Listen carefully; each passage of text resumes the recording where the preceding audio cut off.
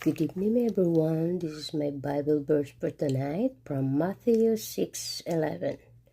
Give us this day our daily bread.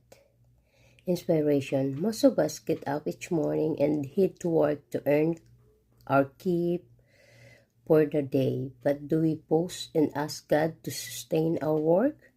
Do we assume that our work is guaranteed and our jobs are secure forever? The Israelites could gather manna each day only because God has already supplied it for them. Let us not lose sight of where our daily bread comes from. Prayer. Lord, thank you for sustaining me each day. As I prepare for the day work, I ask that you would sustain me through the day. Give me enough to do to earn my keep and provide for me this day. I know that nothing in this life is guaranteed, so teach me to trust in you each and every day. In Jesus' name I pray.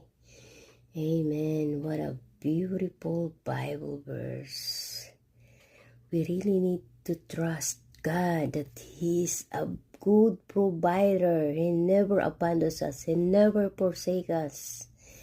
Always trust that God is always helping us, whatever circumstances. God is always with us.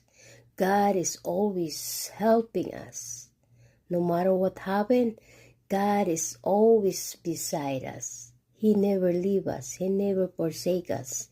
He provides what we need.